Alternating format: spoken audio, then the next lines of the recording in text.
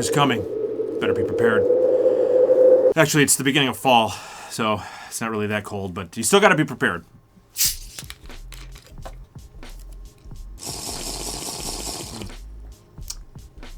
probably the wrong drink to be drinking. Sparkling ice. Also, Adrian, if you're watching, I apologize. But these are really good. Should be drinking some hot cocoa. What's up, guys? My name is Dan. Thanks for being here. Appreciate it so much.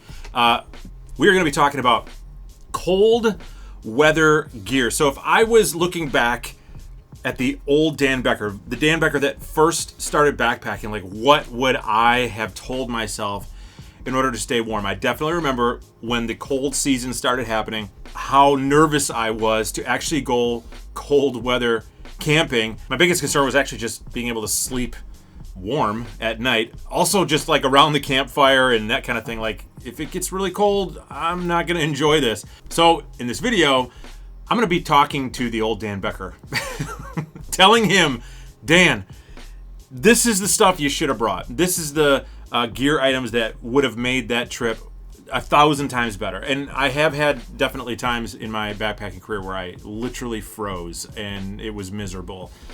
Being in the Smoky Mountains, just wet feet, being in a tent and freezing, sleeping and waking up very cold in the middle of the night, cold feet, cold hands, all that stuff. So these items that I'm going to show you today, we're just going to walk through like really random, just pulling out gear items that have helped me throughout the years. All of these gear items should help you in some way, shape, or form, no matter what type of situation you're going into for cold weather. Even if it's like now winter and people are just starting to watch this video, there are some sort of cold weather like that type of gear, wintry, snowy type pieces of gear as well.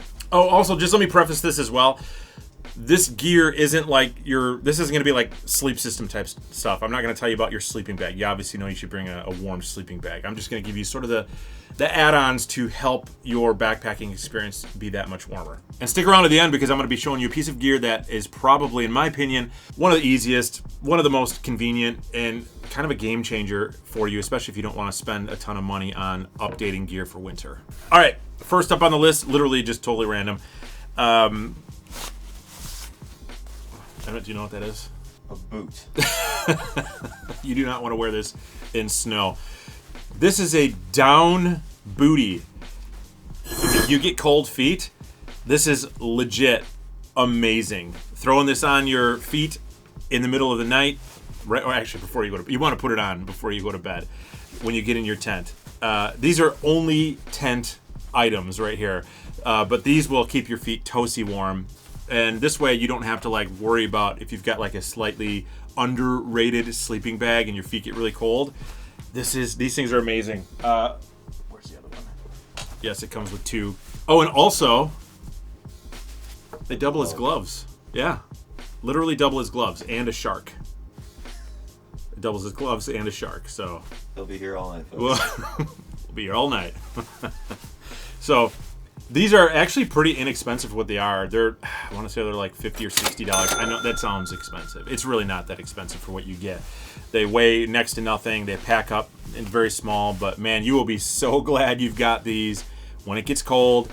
These things are awesome. Oh, and by the way, the gear items that I'm showing you, these aren't like items that I'm saying you should buy these exact ones. I'm just trying to give you ideas of what to buy. So when you go shopping, you can be like, oh, I should be shopping for down booties because these are an absolute game changer. As a matter of fact, I got another version of these. These ones are a little more expensive. These are from Western Mountaineering, but these ones actually allow you to walk around outside of the tent, around camp. They've got kind of the rubbery bottom here. You don't want to like hike in these at all, and you definitely need to be careful because this is kind of flimsy, but it's enough to like get up and go to the bathroom at night, or just kind of walk lightly around camp. And you don't want to be like in water or anything at all with these. And if you're in snow, you probably wouldn't want to wear these too much in snow, although they are a little bit waterproof, I guess, around the sides here. But man, these are super warm, super toasty, and they weigh next to nothing as well. So down booties. These ones don't look like they pack up very well. They really don't, but they're super. Feel that. Like, hold it. Tell me, isn't that light? Yeah, super light. Super light, yeah. So, yeah, down booties, total win, game changer, cold weather. What else do we got? Okay, if you get a cold head, if your head gets cold, it's winter. You're probably gonna get a cold head. Got a couple things to help out with that. First is this Outdoor Research down beanie. So I've worn this several times in videos, and I always get asked, what is that hat you're wearing? It literally looks like, this is the dumbest looking hat ever. I look like the Coneheads from Saturday Night Live when I wear it. But like this is, it looks so bad on me. But it's like a one size fit all. Fit all? That sounds like a medication. It does. Fit all. Disclaimer, I am not a doctor. There's no medical advice in this video. But this is just a cold weather hat for cold weather. It's a down beanie, 650 fill down, I think, in here. Man, this thing is like a heater for your head. It's so warm. It's way better than like a fleece beanie or even a cotton beanie or just a hat or whatever. And it's just so lightweight. But it's a great addition to your cold weather gear, especially if you have a puffy jacket that like doesn't have a hood. Speaking of puffy jackets that don't have a hood, this next piece of gear, also from Outdoor Vitals, by the way, is a down balaclava. So it's basically the... No, I don't wear it, lad. I kind of feel like this is like a Chewbacca hat at this point. Cyclops. A Cyclops. I was using it as a glove in the middle, and I think of like a hand in there. But it's a down balaclava, so you put this on, and it replaces the hood. You can sleep with it on, and I like it because if you ever slept with like a hood on your jacket, the hood always stays in one spot, and your head moves, and so this like is totally freeing, and it's not nearly as constricting. So these are really nice, just to kind of keep your head warm and your face warm. So super cool. Down balaclava. Wish I could have gone back and told myself that these existed. Like if you're cold weather camping for the first time, you're like hat, gloves, jacket. Nobody says down balaclava. Right? First time I've ever heard. Yeah, that see, word in my first life. time ever. Right, exactly. Big shout out, by the way, to Backpackers Coffee Company. They sent us, me and Emmett, they sent you some coffee. Isn't that cool? Yeah, they must not know Emmett very well. They sent this back in June. I kind of feel bad that I haven't talked about it since, but yeah, thanks you guys for sending this out. Backpackers Coffee, check them out. Super cool. I'm super excited to try this out. Matter of fact, there's their QR code. Right there, so you can like scan it on screen. And so thanks you guys, thanks for sending that out. Very cool. Startup company, and they give $1 to every bag of premium coffee to the National Forest Foundation. So very cool. Thanks for sending that out, you guys. Maybe I'll have to actually start drinking coffee now. You probably should, because another piece of gear actually isn't like on the floor here. It's actually on my phone. It's an app called Onyx Backcountry that I use. It's a navigation app, but what's really cool about this is that you can actually check snow reports and snow forecasts. Once you've kind of figured out where you're going, you can pull it up on their map, and then you click on trail. You can click on the little snowflake here, and it pulls up the snow reports, and then you hit done, and then you can zoom in, and obviously there's not much going on with snow right now because it's not cold enough yet, but it will tell you relevant information. It'll tell you the inches, the snow depth, how much accumulation there's been. It'll tell you the temperature of the area. It will even tell you like avalanche reports and all kinds of cool information to kind of help you out. So I'll put a link in the description for this. This is not a sponsored video at all, but I'll put a link in the description for this so you can check it out yourself. Because I have worked with Onyx in the past, they gave me a coupon code that will save you a couple bucks if you want to go ahead and use it. So you can sign up for the trial membership. It's free for like 30 days just to try it out. So anyway, that's super cool. But that's also a cold weather piece of gear that will help you out, not necessarily to stay warm, but could definitely keep you out of trouble. So obviously, hand warmers are a good idea. If you don't know about hand warmers, I'm pretty surprised. These are the hand warmers that I recommend. They're by a company called Hot Hands, and I always get the ones that are 18 hours because they cost just a little bit more, and they really do last 18 hours. Like at first you're gonna be like, well, that's gotta be a gimmick. It is not a gimmick. They literally stay warm, and they go up to like 163 degrees Fahrenheit. So you gotta be careful with them. These can potentially burn your skin. I do know someone that used these and it actually melted the nylon of their sleeping bag. So you gotta be careful. So, put this where it's not gonna cause harm to you or your gear. But if you get enough of these, they actually work as like a little mini radiator in your tent. So these produce a lot of heat, and they're super cheap, easy to grab, easy to take with you. I just love these. Oh, and one more tip about these. when you're done with it, or if like it's only been like 8 hours, you can put these in like a Ziploc bag to stop the oxygen from going on these and sort of get them to last a little bit longer, because I think it's the oxygen that mixes with whatever's in here to cause them to have a chemical reaction to where they heat up. Oh, there it is, by the way. Maximum temperature may reach 163 degrees. That's like the interior of chicken to like be hot enough. You can cook chicken wings in the backcountry with these. I don't think you should give medical advice or cooking advice. You're probably right. Let's talk about this here. This is a piece of gear I've had on my channel many times. This is a little mini air pump that weighs about 3 ounces. It's called the FlexTail Tiny Pump X. I happened to just find this on Amazon one day. I'm pretty sure I'm the one that found this, because when I found this on Amazon, I was blown away. I was actually looking for a different one. Mini air pump that will blow up your air pad. Also has a light that goes up to 400 lumens, which is really cool. And then I just hang this in my tent at night. But you're asking yourself, Dan, what does this have to do with keeping you warm at night? This actually inflates your air pad without you having to breathe in the air pad. If you breathe in the air pad, your moisture from your breath is actually going inside of that air pad, which can cause that R value of that air pad to be decreased and actually be colder at night, because now you've got moisture inside of that pad that's getting cold as well. So this keeps the inside of your pad actually dry. And I would encourage you to not be like in your tent filling this up in the cold weather, because all that moisture that you're creating inside of that tent is going to be in that tent with you, and then this is just pulling it into the air pad anyway. So always a good idea, if you can do it, to fill up your air pad outside of your tent and then put it inside of your tent. But obviously be careful, because you don't want it to get like hit on sticks or branches or pine needles and that kind of thing. But super awesome little light here. So FlexTail Tiny Gear Pump X, totally worth it for cold weather adventures. Also, I will throw this in here. If you're looking for a down puffy jacket, or just another puffy jacket, or you're in the market for, if you're in the market for a jacket, I'm going to give you a recommendation for what I think is probably the best budget backpacking jacket on the market. This is the Decathlon Trek 100 puffy jacket. This thing only costs $80, and it weighs like maybe 10 ounces. And it's filled with 800 fill down. Most of it's duck down, but matter of fact, there's some of the duck down right there. Most of it's duck down, but it doesn't matter. This is a huge competitor to the Mountain Hardwear Ghost Whisperer jacket. So if you've Googled, backpacking puffies, you may have seen that one. This one is like a quarter of the price and just as good, keeps you just as warm.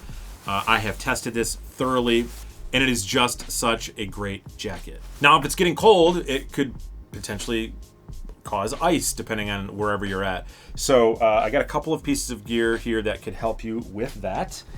I have an option from Catula and an option from Black Diamond. So these are, and I'm talking to my former self. Okay, for you avid hikers, you are already going to know what these are, but if you're new, you may not know what these are. These are just spikes that you can put on the bottom of your feet. So they wrap around your shoe or your boot, pretty much one size fits all.